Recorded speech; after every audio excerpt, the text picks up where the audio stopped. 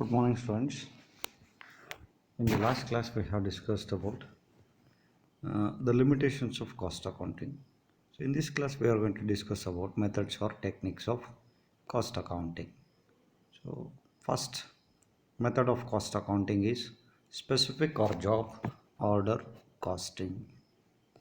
So, job costing is a basic costing method applicable to those industries where work consists separate contracts, job or batches of each which is authorized by the specific order contract. So ಇಲ್ಲಿ methods of casting ಅಂತಂದ್ರೆ ಏನು ಅಂತಂದರೆ ಆವಾಗಲೇ ಹೇಳಿದ್ವಿ ಎಲ್ಲ ಕಾಸ್ಟನ್ನು ನಾವು ಒಂದೇ ಥರದೊಳಗೆ ascertain ಮಾಡೋಕ್ಕೆ ಸಾಧ್ಯ ಆಗಲ್ಲ ಆಗುತ್ತಾ. ಸೊ ಬೇರೆ ಬೇರೆ ಇಂಡಸ್ಟ್ರೀಸ್ ಒಳಗೆ ಬೇರೆ ಬೇರೆ ಥರದ ಕಾಸ್ಟನ್ನೇ ನಾವೇನು ಮಾಡ್ತಾ ಹೋಗ್ತೀವಿ ಅಂತಂದರೆ ಮೆಥಡನ್ನು ಬಳಸ್ತಾ ಹೋಗ್ತೀವಿ. ಸೊ ಹಾಗಾಗಿ ಮೊದಲನೇ ಮೆಥಡ್ ಯಾವುದಪ್ಪ ಅಂತಂದರೆ specific or job ordering cost ಅಂತ ಕರಿತಾ ಹೋಗ್ತೀವಿ. ಸೊ ಅಂದರೆ ಪ್ರತಿಯೊಂದು ಜಾಬು ಬೇರೆ ಬೇರೆ ಥರದೊಳಗೆ ಇರುತ್ತೆ ಅಂತ ಇಲ್ಲಿ ಹೇಳ್ತಾ ಇದ್ದಾರೆ. ಸೊ ಮತ್ತು ಸಪ್ರೇಟ್ ಕಾಂಟ್ರಾಕ್ಟನ್ನು ನಾವೇನು ಮಾಡ್ತಾ ಹೋಗ್ತೀವಿ, ಕೊಡ್ತಾ ಹೋಗ್ತೀವಿ ಅಂತ ಹೇಳ್ತಾ ಹೋಗ್ತಿದ್ದಾರೆ. ಸೊ ಇದರೊಳಗೆ ಸ್ಪೆಸಿಫಿಕ್ ಆರ್ ಜಾಬ್ ಕಾಸ್ಟಿಂಗ್ ಒಳಗೆ ಮತ್ತು ನಾವು ಎರಡು ಟೈಪ್ ಒಳಗೆ ನೋಡ್ತಾ ಹೋಗ್ತೀವಿ. ಮೊದಲನೇದನ್ನು ಕಾಂಟ್ರಾಕ್ಟ್ ಕಾಸ್ಟಿಂಗ್ ಅಂತ ಕರಿತಾ ಹೋಗ್ತೀವಿ. So contract costing is a various job costing system applicable popularly in the case of organisation doing construction work. So ಇಲ್ಲಿ ಕಾಂಟ್ರಾಕ್ಟ್ ಕಾಸ್ಟಿಂಗ್ ಯಾವುದಕ್ಕೆ ಸಂಬಂಧಪಟ್ಟಿರೋದು ಅಂತಂದರೆ, ಸೊ ಯೂಶಲಾಗಿ ಕಂಟ್ರಾಕ್ಟ್ ವರ್ಕ್ ಮಾಡ್ತಕ್ಕಂಥವ್ರಿಗೆ ಅಥವಾ ಕಾಂಟ್ರಾಕ್ಟ್ ಕಂಪನಿಗಳಿಗೆ ಸೊ ಇದು ಅಪ್ಲಿಕಬಲ್ ಆಗುತ್ತೆ ಅಂತ ಹೇಳ್ತಾ ಹೋಗ್ತಾರೆ. ಯಾಕೆ ಅಂತಂದರೆ ಇಲ್ಲಿ ಪ್ರತಿಯೊಂದು ಕಾಂಟ್ರಾಕ್ಟನ್ನು ಸಹ ನಾವೇನು ಮಾಡ್ತೀವಿ, ಸಪ್ರೇಟ್ ಕಾಸ್ಟ್ ಯೂನಿಟ್ ಆಗಿ ಕನ್ಸಿಡರ್ ಮಾಡ್ತಾ ಹೋಗ್ತೀವಿ. ಕೆಲವು ಯಾಕೆ ಈ ಥರದ್ದು ಮಾಡ್ತಾರೆ ಅಂತಂದರೆ, ಕೆಲವು ವರ್ಕ್ಗಳು ಶಾರ್ಟ್ ಟರ್ಮ್ ಇರ್ಬೋದು, ಇನ್ನು ಕೆಲವು ಲಾಂಗ್ ಟರ್ಮ್ ಇರ್ಬೋದು. ಅಂದರೆ ಫಾರ್ ಎಕ್ಸಾಂಪಲ್ ಈಗ ಕೆಲವು ವರ್ಕ್ಗಳು ಏನಾಗ್ತವೆ ಅಂತಂದರೆ ತುಂಬ ಬೇಗ ಮುಗ್ದೋಗ್ಬಿಡ್ತವೆ. ಯೂಶ್ವಲಾಗಿ ನಿಮಗೆ ಗೊತ್ತಿರ್ಬೋದು ಕಾಂಟ್ರಾಕ್ಟ್ ಅಂದರೆ ಏನೇನು ಮಾಡ್ತಾರೆ ಅಂತ. ಯಾವುದೋ ರೂಮ್ ಕಟ್ಟೋದಾಗಿರ್ಬೋದು ಅಥವಾ ರೋಡ್ ಕಾಂಟ್ರಾಕ್ಟ್ ಆಗಿರ್ಬೋದು. ಸೊ ಅದು ಬೇಗ ಮುಗಿದು ಹೋಗ್ಬಿಡುತ್ತೆ. ಇನ್ನು ಕೆಲವು ಹೈವೇ ಪ್ರಾಜೆಕ್ಟ್ಸ್ ಇವೆಲ್ಲ ಏನಪ್ಪ ಅಂದರೆ it takes more than years. So ಈ ಥರ ಇದ್ದಾಗ ಸೊ ಅದನ್ನು ನಾವು ಪ್ರತಿಯೊಂದನ್ನು ಬೇರೆ ಬೇರೆ ಜಾಬ್ ಅಂತಲೇ ಕನ್ಸಿಡರ್ ಮಾಡ್ತಾ ಹೋಗ್ತೀವಿ. So construction work involves massive investment and labour employment. So ಅದನ್ನು ಹೇಳ್ತಾ ಇದ್ದಾರೆ. ಸೊ ಕನ್ಸ್ಟ್ರಕ್ಷನ್ ವರ್ಕ್ ಒಳಗೆ ಏನಪ್ಪ ಅಂತಂದರೆ ತುಂಬ ಮ್ಯಾಸಿವ್ ಆಗಿ ಏನು ಮಾಡ್ತಾ ಹೋಗ್ತೀವಿ ಅಂತಂದರೆ ಲೇಬರನ್ನು ನಾವು ಬಳಸ್ಕೊಳ್ತಾ ಹೋಗ್ತೀವಿ. ಅದ್ರ ಜೊತೆಗೆ ಸೊ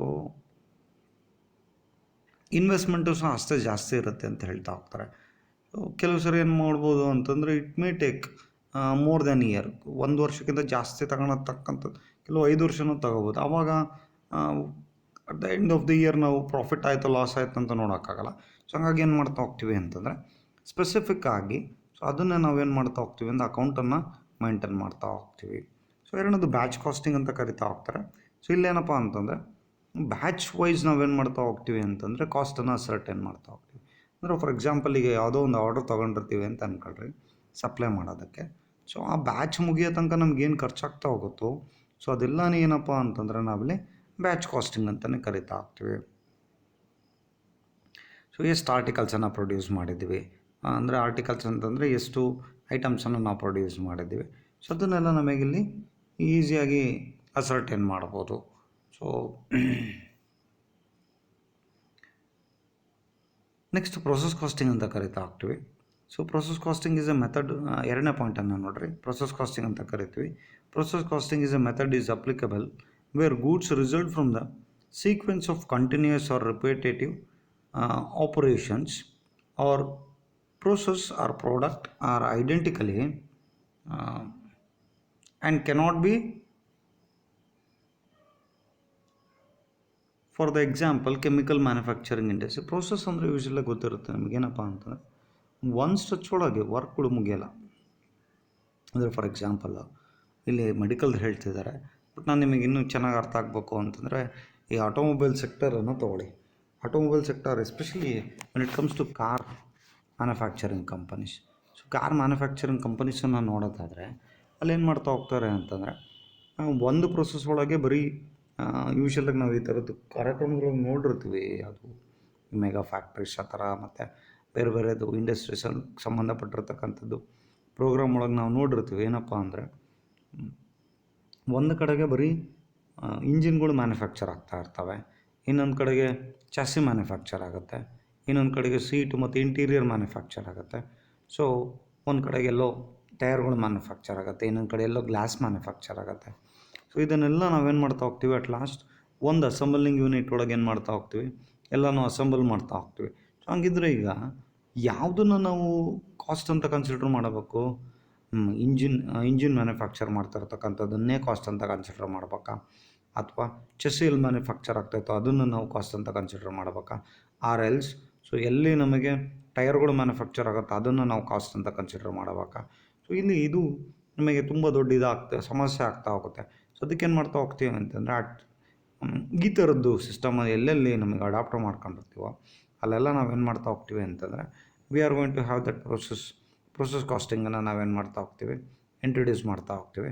ಸೊ ಅಂದರೆ ಇಲ್ಲಿ ಇಂಜಿನ್ ಮ್ಯಾನುಫ್ಯಾಕ್ಚರಕ್ಕೆ ಎಷ್ಟು ಖರ್ಚಾಯಿತು, ಸೊ ಅದ್ರ ಜೊತೆಗೆ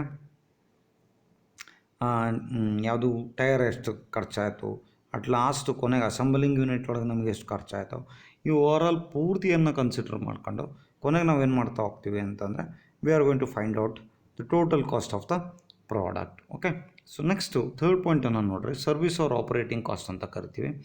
the cost of service is known as operating cost and the methods of ascertaining operating cost or process cost or operating cost. ಯೂಶ್ವಲಾಗಿ ನಮಗೆ ಮುಂಚೆ ಎಲ್ಲ ಏನಾಗಿತ್ತು ಅಂತಂದರೆ ಮ್ಯಾನುಫ್ಯಾಕ್ಚರಿಂಗ್ ಯೂನಿಟನ್ನು ಮಾತ್ರ ನಾವೇನು ಮಾಡ್ತಾ ಹೋಗ್ತಿದ್ವಿ ಅಂತಂದರೆ ಇಂಡಸ್ಟ್ರೀಸ್ ಅಂತ ಕನ್ಸಿಡರ್ ಮಾಡ್ತಾಯಿದ್ವಿ. Nowadays, the service sector itself is becoming more and more important. India is famous for giving service itself only. So ಮುಂಚೆ ಎಲ್ಲ ಏನಾಗಿತ್ತು, ಏನು ಮ್ಯಾನುಫ್ಯಾಕ್ಚರ್ ಮಾಡ್ತೀವೋ ಪ್ರಾಡಕ್ಟ್ಸನ್ನು, ಸೊ ಅದನ್ನು ನಾವೇನು ಮಾಡ್ತಿದ್ವಿ ಅಂತಂದರೆ ಮ್ಯಾನುಫ್ಯಾಕ್ಚರಿಂಗ್ ಇಂಡಸ್ಟ್ರೀಸ್ ಅಂತ ಕನ್ಸಿಡರ್ ಮಾಡ್ತಾಯಿದ್ವಿ, ಸರ್ವಿಸ್ ಸೆಕ್ಟರ್ನ ನೆಗ್ಲೆಕ್ಟ್ ಮಾಡ್ತಾಯಿದ್ವಿ.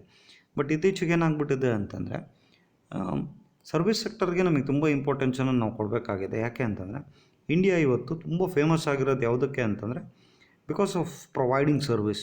ಸೊ ನೀವೇನೆಲ್ಲ ಏನು ಕೇಳ್ತಿರಲ್ಲ, BPOs, KPOs, software companies, so ಇವೆಲ್ಲನೂ ಅಷ್ಟೇ ಸರ್ವಿಸನ್ನು ಏನು ಮಾಡ್ತಾ ಹೋಗ್ತಾರೆ ಅಂತಂದರೆ ಪ್ರೊವೈಡ್ ಮಾಡ್ತಾ ಹೋಗ್ತಾರೆ.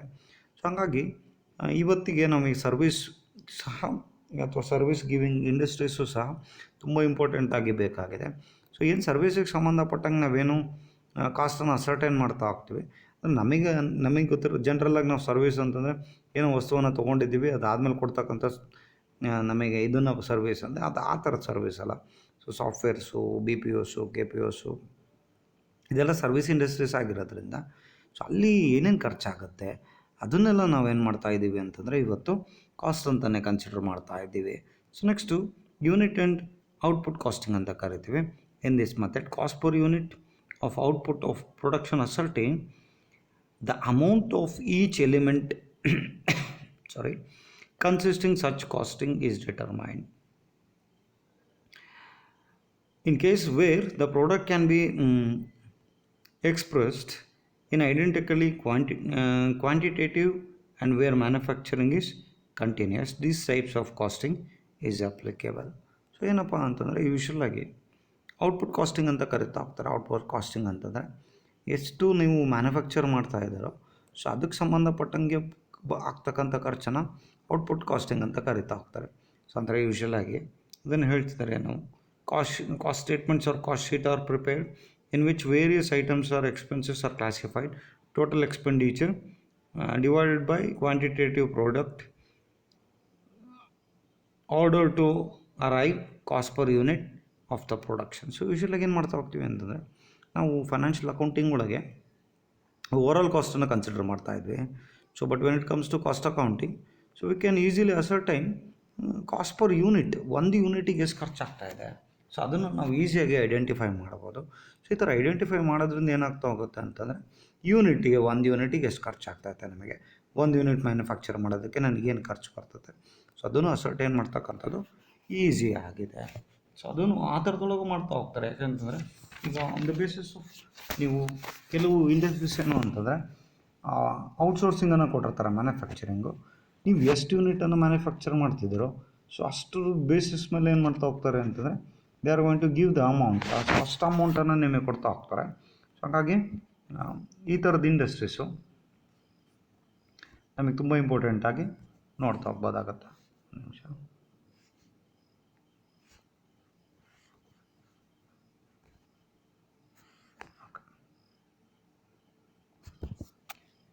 ಲಾಸ್ಟ್ ಒನ್ನನ್ನು ನೋಡ್ತಾ ಹೋಗೋಣಂತೆ.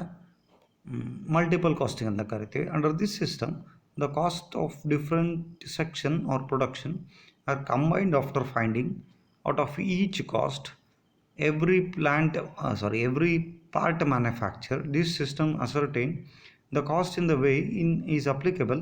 The product companies may assemble part. So ಅದನ್ನು ಹೇಳಿದಲ್ಲ ನಾನು ಆಗ್ಲೇ. ಸೊ ಏನಪ್ಪ ಅಂತಂದ್ರೆ ಮಲ್ಟಿಪಲ್ ಕಾಸ್ಟಿಂಗ್ ಅಂತಂದರೆ ಬೇರೆ ಬೇರೆ ಕಡೆಗೆ ಏನು ಮಾಡ್ತಾ ಹೋಗ್ತೀವಿ ಅಂತಂದರೆ ಮ್ಯಾನುಫ್ಯಾಕ್ಚರ್ ಮಾಡಿರ್ತಕ್ಕಂಥದ್ದನ್ನು ಸೊ ಎಲ್ಲನೂ ಒಂದೇ ಕಡೆಗೆ ಏನು ಮಾಡ್ತಾ ಹೋಗ್ತೀವಿ ಅಂತಂದರೆ we are going to ascertain the cost.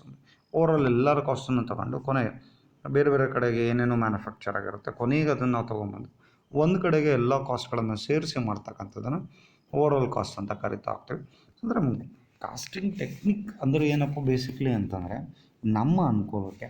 ಯಾಕೆ ಅಂತಂದರೆ ನಾನು ಆಗ್ಲೇ ಹೇಳಿದೆ, ಲಿಮಿಟೇಷನ್ಸ್ ಒಳಗೆ ಒಂದು ಪಾಯಿಂಟನ್ನು ಹೇಳ್ತೀವಿ. So it is not social accounting ಅಂತ ಕರಿತಾ ಹೋಗ್ತೀವಿ. ಸೋಷಿಯಲ್ ಅಕೌಂಟಿಂಗ್ ಅಂತಂದರೆ ನಾವು ಯಾರಿಗೂ ಇದನ್ನು ನಾವು ಹೇಳ್ತಕ್ಕಂಥ ಅವಶ್ಯಕತೆ ಇಲ್ಲ. ಸೊ ಕಾಸ್ಟ್ ಅಕೌಂಟಿಂಗನ್ನು ಪ್ರಿಪೇರ್ ಮಾಡ್ತಕ್ಕಂಥದ್ದೇ for the sake of helping management ಆಗಿರೋದ್ರಿಂದ ನಮ್ಮ ಅನುಕೂಲಕ್ಕೆ ಹೆಂಗೆ ಬೇಕೋ, ಈಗ ಜಾಬ್ ಕಾಸ್ಟಿಂಗು ಅಥವಾ ಸ್ಪೆಸಿಫಿಕ್ ಕಾಸ್ಟಿಂಗು, ಪ್ರೊಸೆಸ್ ಕಾಸ್ಟಿಂಗ್ ಆಗಿರ್ಬೋದು, ಸರ್ವಿಸ್ ಕಾಸ್ಟಿಂಗ್ ಆಗಿರ್ಬೋದು, ಯೂನಿಟ್ ಕಾಸ್ಟಿಂಗ್ ಆಗಿರ್ಬೋದು, ಮಲ್ಟಿಪಲ್ ಕಾಸ್ಟಿಂಗ್ ಆಗಿರ್ಬೋದು. ಸೊ ಯಾವ ಮೆಥಡ್ ಬೇಕಾದರೂ ನಾವು ಫಾಲೋ ಮಾಡ್ಕೋಬೋದು. So it's depend upon the management itself only. ಮ್ಯಾನೇಜ್ಮೆಂಟಿಂದೇ ಡಿಸಿಷನ್ನೇ ಆಗಿರುತ್ತೆ.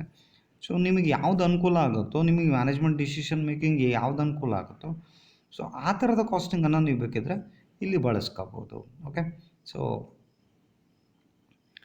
ಇದಿಷ್ಟು method and techniques of costing ಅಂತ ಕರಿತಾ ಹೋಗ್ತೀವಿ. ಸೊ ನಿಮಗೆ ಫಸ್ಟ್ ಚಾಪ್ಟರ್ ಪ್ಯೂರ್ ಥಿಯರಿ ಇದೆ, ಇನ್ನೊಂದು ಕೆಲವು ಕಾನ್ಸೆಪ್ಟ್ಸ್ ಇದ್ದಾವೆ. ಸೊ ಮೇ ಬಿ ಇನ್ನೊಂದು 2-3 ಕ್ಲಾಸಿಗೆ ಫಸ್ಟ್ ಚಾಪ್ಟರ್ ಮುಗಿತಾ ಹೋಗ್ಬೋದು. After finishing the first chapter PDF ನಾನು ನಿಮಗೆ ಸೆಂಡ್ ಮಾಡ್ತಾ ಹೋಗ್ತೀನಿ. So don't worry about the notes.